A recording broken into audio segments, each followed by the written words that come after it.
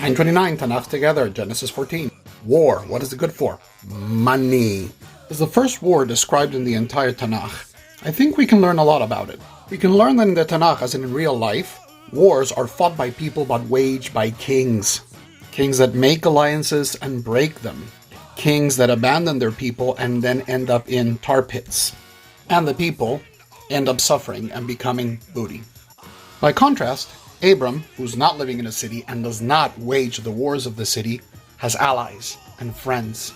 And he is kicked into action not by the fact that the booty was taken, but by the fact that people were taken.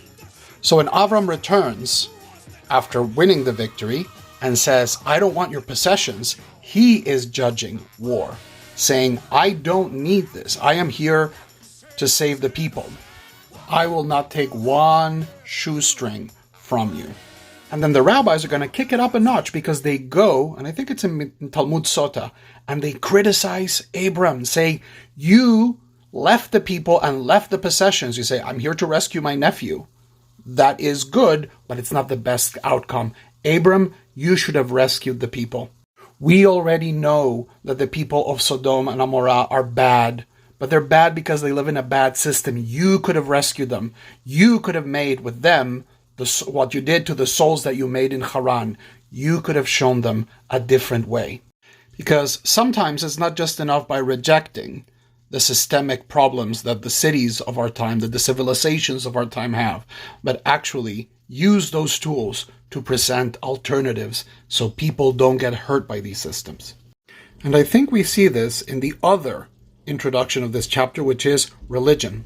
We've had altars before and we have people sacrificing to God, but this is the first priest of the Tanach, Melchizedek, the king of Shalem, priest to El Elyon, God Most High. Abram honors and receives the blessing of Melchizedek.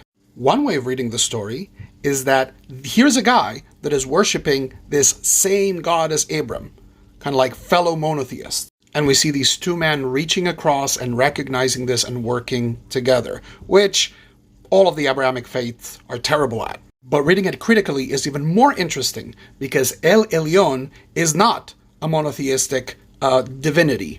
El Elyon is the head of the Canaanite pantheon. Melchizedek is not a monotheist. Critically, Abraham isn't either. But they're willing to find a covenant of alignment and the covenant of destiny, which kind of gives us a good pattern for monotheism. If we believe there's one cosmic God, then no one owns God. We all have to share God.